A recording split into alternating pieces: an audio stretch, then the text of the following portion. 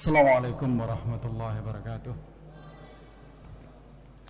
Alhamdulillahil qaili fi kitabil karim wa wastaqul qailin a'udzu billahi samil alim minasyaitonir rajim. Bismillahirrahmanirrahim.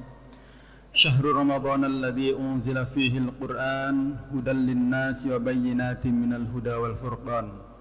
Asyhadu an la ilaha illallah wahdahu la syarika lah wa asyhadu anna Muhammadan abduhu wa rasuluhu la nabiyya ba'dah. Allahumma salli ala sayyidina Muhammad wa ala alihi wa ashabi ajmain, amma ba'du. Hadirin sidang jamaah salat tarawih Masjid Al-Hurriyah rahimakumullah. Segala puji kita panjatkan kehadirat Allah Subhanahu wa taala yang telah melimpahkan rahmat kepada kita sekalian, sehingga kita pada malam hari ini, malam ke-18, alias kita telah menunaikan saum Ramadan selama 17 hari dalam suasana sehat, dan semoga Allah menerima semua aktivitas siam dan qiyam kita selama 17 hari yang lalu, dan akan menjadikan bekal kita sebagai hamba Allah yang Allah akan kategorikan sebagai la'allakum tattaqun, yaitu hamba-hambanya yang bertakwa. Allahumma amin. Pada malam hari ini, sebagaimana yang telah dijadwalkan oleh panitia sholat tarawih, kita ingin mencoba bersama-sama merenungkan bersama beberapa ayat Allah dan juga hadis-hadis Rasulullah terkait dengan as-saum asy-syahrud du'a, atau Ramadan sebagai bulan dikabulkannya doa. Di dalam surat Al-Baqarah, di dalam rangkaian dari ayat-ayat tentang Ramadan, Allah berfirman, a'udzubillahi minasyaitonir rajim, wa idza sa'alaka 'ibadi 'anni fa inni qarib ujibu da'watad da'i idza da'an falyastajibu li wal yu'minu bi la'allahum yarshudun. Ayat ini seolah-olah sebagian ulama menyebut tercepit di antara beberapa ayat Ramadan, di mana 3 ayat sebelumnya menyebut tentang Ramadan, kemudian ayat sesudahnya juga menyebut tentang Ramadan, tapi di tengah ini ayat ini berbicara tentang doa, berbicara tentang hubungan Allah dalam kaitan dengan bagaimana hamba Allah memohon kepada Allah. Wa idza sa'alaka 'ibadi 'anni, dan ketika hambaku bertanya kepadaku tentang diriku, fa inni qarib, katakanlah bahwa sesungguhnya aku itu sangat dekat. Ujibu da'watad da'i idza da'an, aku menjawab, aku mengijabahi doa bagi hamba-hambaku yang mau berdoa. Falyastajibu li wal yu'minu bi la'allahum yarshudun. Oleh karena itu, wahai hamba-hambaku, sambutlah seruanku, jawablah apa yang menjadi perintah Allah, supaya kalian menjadi hamba-hambanya yang selalu mendapatkan petunjuk. Ayat ini menegaskan betapa sebenarnya Allah memperhatikan kepada kita, bahwa hamba-hamba Allah itu banyak permintaannya kepada Allah. Dan bahkan banyak sekali hadis-hadis Rasulullah yang menyebutkan bahwa di antara kedekatan seorang hamba dengan Tuhannya, dengan Rabbnya, dengan Allah, adalah di antaranya hamba itu banyak berkomunikasi dengan Allah, di antaranya dalam bentuk doa. Bahkan beberapa hadis Rasulullah menyebutkan orang yang tidak mau berdoa disebut sebagai orang yang sombong, orang yang pelit. Karena doa merupakan sebuah komunikasi antara hamba dengan Rabbnya, dengan Sang Pencipta. Dan oleh karena itu Allah senang ketika hambanya itu berdoa. Itulah sebabnya Ramadan khususnya, di mana banyak sekali hadis-hadis yang menyebutkan bahwa Ramadan merupakan hari-hari atau bulan-bulan di mana hari-harinya adalah penuh dengan keberkahan, dan orang yang berpuasa maka dia akan dikabulkan doanya. Di dalam sebuah hadis yang diriwayatkan oleh Imam At-Tirmidzi, Imam Ahmad dan At-Tirmidzi, Rasulullah SAW bersabda, "Salasatun la turaddu da'watuhum." Ada 3 orang yang tidak akan tertolak doanya. Yang pertama adalah as-shaim hatta yaftur. Orang yang berpuasa sampai dia berbuka. Jadi sementara kita berpuasa, itu dijamin bahwa doanya akan dikabulkan oleh Allah. Kemudian yang kedua adalah wal imamul adil, dan al-imam yang adil, seorang pemimpin yang memiliki keadilan yang sesungguhnya. Kemudian wa da'watul mazlum, dan doa seorang yang dizalimi. Yarfa'uhallahu fawqal ghamam, kata Rasulullah. Doa dari 3 kelompok tadi itu, dia akan diangkat Allah di atas awan. Jadi sebagai gambaran betapa doa itu sangat makbul atau dikabulkan oleh Allah SWT. Hadirin rahimakumullah, walaupun ini adalah merupakan jaminan, dan khususnya pada bulan Ramadan, sebagaimana hari-hari kita adalah hari-hari di mana kita berpuasa pada siang harinya, maka paling tidak akan termasuk sebagai salah satu yang Allah sebutkan tadi, atau yang Rasulullah sebutkan tadi. Walaupun di dalam hadis yang lain juga ada beberapa kriteria yang lain. Misalnya hadis yang menyebutkan bahwa doa seorang mukmin kepada saudaranya yang beriman, atau seorang muslim kepada saudara muslim lainnya, tanpa diketahui ketika dia sedang berdoa atau mendoakan, misalnya, itu diantaranya juga bentuk doa orang yang makbul. Tapi yang jelas memang ada beberapa kriteria. Nah, pada kesempatan malam hari ini, marilah kita sama-sama kita lihat, atau kita sama-sama renungkan, untuk kemudian tentunya kita tunaikan. Bagaimana para ulama mencoba melihat beberapa hadis-hadis Rasulullah terkait dengan bagaimana adab kita berdoa. Kenapa demikian? Karena ada sebuah hadis Rasulullah yang sangat masyhur, yang kira-kira artinya adalah, karena hadisnya lumayan agak panjang, ada seorang yang berdoa tetapi ternyata dia tidak dikabulkan oleh Allah Subhanahu wa taala, walaupun dia berdoa itu dengan mengangkat tangan tinggi-tinggi, bahkan sampai dia kusut dan lusuh wajahnya, namun tidak dikabulkan, kira-kira begitu. Di antaranya adalah sebabnya bagaimana bisa dikabulkan, kata Rasulullah, karena malbasuhu haramun wa mat'amuhu haramun. Jadi pakaiannya dia haram, makanannya dia haram, begitu kan? Dan apa yang dilakukan adalah sesuatu yang diharamkan Allah. Ini diantaranya kan sebagai gambaran ya gimana itu akan dikabulkan, begitu ya. Oleh karena itu para ulama mencoba untuk melihat bagaimana adab kita berdoa sehingga dikabulkan oleh Allah Subhanahu wa taala. Walaupun dalam konteks kerangka keimanan kita, setiap doa orang yang beriman pasti dikabulkan. Apakah dikabulkan saat ini sebagaimana yang kita doakan, ataukah dikabulkan dalam bentuk lain tidak selaras dengan doa kita, tetapi Allah punya atau mengetahui sesuatu yang lain, gitu kan? Atau kata Rasulullah, dikabulkan ketika nanti kita di akhirat. Dan pada penekanan ini, kalau kalian tahu, kalian akan minta dikabulkannya di akhirat saja, karena betapa besarnya tertundanya doa untuk dikabulkan itu ketika nanti dikabulkan di akhirat. Artinya apa? Artinya tidak ada ruginya orang itu berdoa. Hadirin rahimakumullah. Yang pertama tentunya sebagaimana selaras dengan hadis yang saya sebutkan tadi, bahwa untuk supaya doa kita dikabulkan, maka hindarilah atau hindarkan diri kita dari perbuatan haram, baik makanan kita, pakaian kita, tempat kita, ataupun apapun yang kita lakukan dari hal yang haram.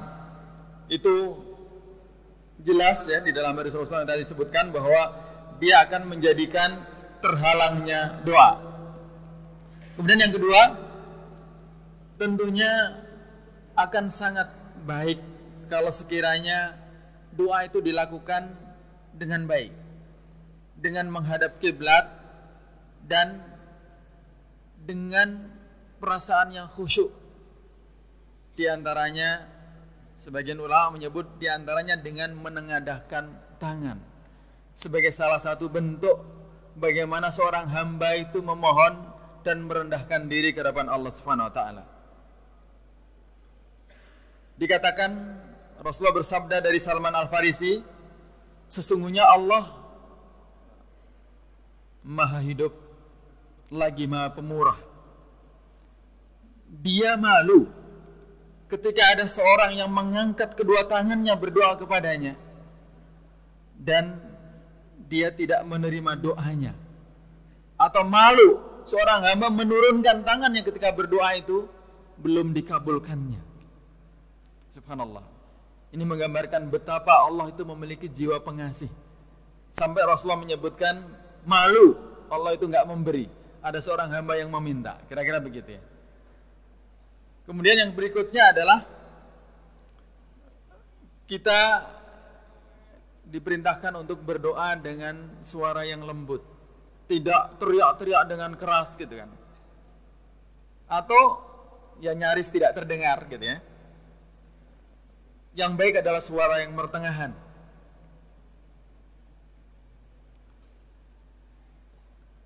Tentunya suara yang tidak mengganggu ketika kita memang sendiri. Ya kalau kita berdoa memang adalah doa bersama, ya tentunya yang didengarkan sehingga orang mendengarkan dan juga hatinya ikut mengikuti apa dari lantunan doa tersebut.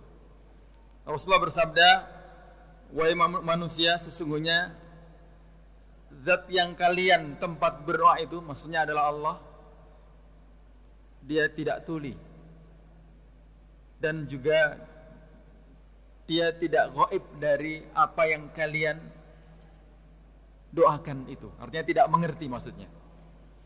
Sehingga tidak harus kita teriak-teriak lah ketika kita berdoa itu.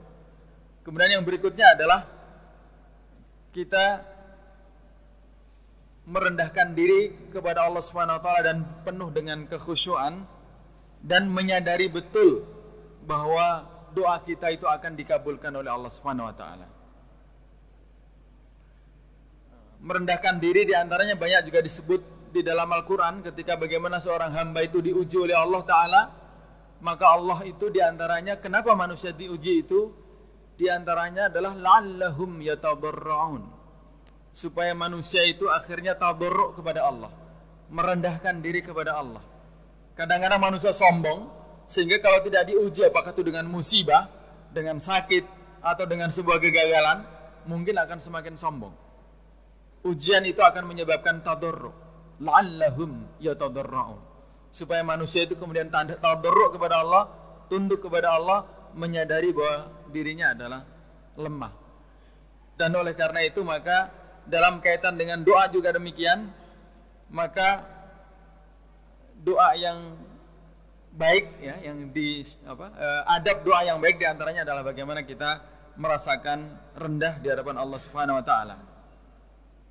Di antaranya dalam surat Al-A'raf ayat 55 ya, surat 7 ayat 55 Allah di dalam artinya berfirman, berdoalah kepada Tuhanmu dengan merendahkan diri dengan suara yang lembut. Sesungguhnya Allah tidak menyukai orang-orang yang melampaui batas. Atau di dalam hadis yang diriwayatkan oleh Imam Ahmad dari Abu Hurairah, Rasulullah bersabda, "Ud'ullaha wa antum mauqununa bil ijabah wa'lamu anna Allah la yastajibu du'a'u min qalbin ghafilin lahin." Berdoalah kalian kepada Allah Subhanahu wa taala dengan perasaan hati kalian yakin bahwa doa kalian akan dikabulkan. Kemudian ketahuilah bahwasanya Allah tidak akan mengabulkan doa orang yang hatinya lahin, hatinya lalai. Dia doa baca apa tapi hatinya kemana, kira-kira begitu. Sehingga memang salah satu bentuk adab berdoa baiknya memang kita memahami apa yang kita baca itu, apa yang kita doakan itu. Bahkan di antaranya yang berikutnya adalah kita mengawali doa dengan sana, termasuk juga dengan asma Allah. Sana adalah bentuk-bentuk pujian, mengucap hamdalah kepada Allah, bahkan juga dengan menyebut asmanya. Al-Ghaffar ketika kita meminta ampun, Ar-Razzaq ketika minta rizki. Banyak asma-asma Allah yang dengan itu kita bisa memohon kepadanya. Salah satu bentuk betapa kita mengawali doa kita dengan sana kepada Allah Subhanahu wa taala. Makanya mungkin banyak yang kita mendengar alhamdulillahirabbil alamin hamdan yuafi ni'amahu wa yukafi mazida misalnya kan. Ini adalah bentuk-bentuk bagaimana kita sana, kita mencoba untuk mengucapkan puji-pujian kepada Allah Subhanahu wa taala. Kemudian yang berikutnya adalah dengan menganggap besar apa yang kita doa kepada Allah itu. Walaupun yang kita minta mungkin hal yang kecil, tetapi kita memandang bahwa kita tidak akan sanggup menghadirkan yang kecil itu kecuali karena kehendak Allah. Dan oleh karena itu kita memandang bahwa Allah zat yang maha agung, Allah yang bisa memberi, walaupun hanya sekedar bisa nafas dengan lega ketika kita sedang flu misalnya kan. Betapa kita ngas-ngasan atau orang yang kebetulan terkena penyakit asma begitu ya, rasanya berat, padahal sebenarnya hanya sekedar bagaimana menggerakkan paru-paru begitu kan. Kalau bukan karena Allah, itu menjadi sesuatu yang besar. Kemudian hal yang lain barangkali yang jangan kita lupakan adalah doa adalah merupakan sebuah komunikasi. Dan komunikasi itu juga kita bisa wujudkan dalam bentuk komunikasi kita dengan orang lain, khususnya kedua orang tua. Oleh karena itu, seorang hamba yang baik adalah setiap dia berdoa, dia tidak akan pernah lepas untuk berdoa kepada orang tua. Sehingga biasanya setelah sana, salawat, ya, karena salawat juga menjadi salah satu bagian yang penting ketika kita berdoa, dan bahkan biasanya di awal dan di akhir. Makanya para ulama kita biasanya mengawali dengan Allahumma shalli ala sayyidina Muhammad wa sallim wa radhiyallahu, misalnya begitu kan. Kemudian di akhirnya juga diakhiri dengan wa sallallahu ala sayyidina Muhammadin.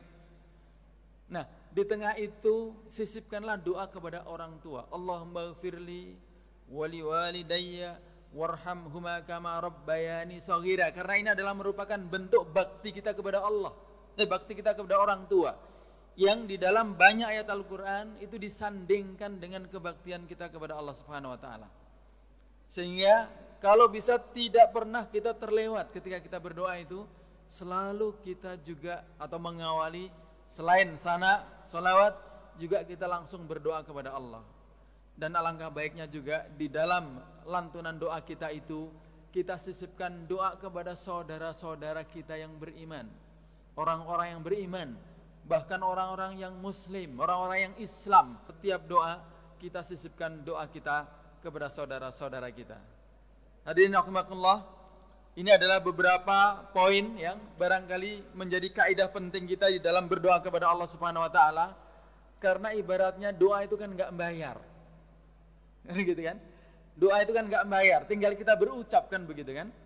Bahkan kalaupun kita berucap itu susah karena kita sedang flu, sedang sariawan, doalah dengan hati kita.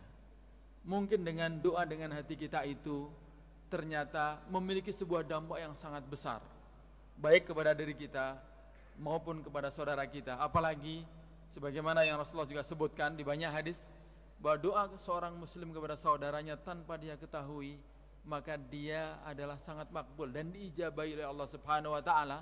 Bahkan di atas kepalanya, kata Rasulullah, ada malaikat yang mengatakan amin walaka bimislin.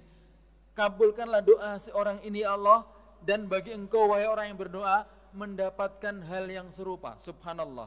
Jadi ibaratnya ketika kita mendoakan kepada saudara kita itu ibarat cermin. Kita sorotkan lampu kita kepada mereka, kita mendapatkan pantulan yang serupa. Bahkan yang mendoakan kita tidak tanggung-tanggung, yaitu malaikat, dengan mengatakan amin walaka bimislin. Hadirin rahimakumullah, oleh karena itu marilah kita banyak berdoa kepada Allah. Setiap kesempatan kita gunakan berdoa kepada Allah, baik dalam kondisi lapang maupun sempit. Dan setiap kesempatan itu jadikan dia media komunikasi yang baik kepada Allah, untuk menguatkan hubungan kita dengan orang tua, hubungan kita dengan saudara kita, juga tentunya adalah untuk mengokohkan keimanan kita, dan semoga Allah selalu memberikan hidayah kepada kita di jalan yang lurus. Wallahu a'lam bishawab. Aqulu qouli hadza astaghfirullah li wa lakum. Wassalamualaikum warahmatullahi wabarakatuh.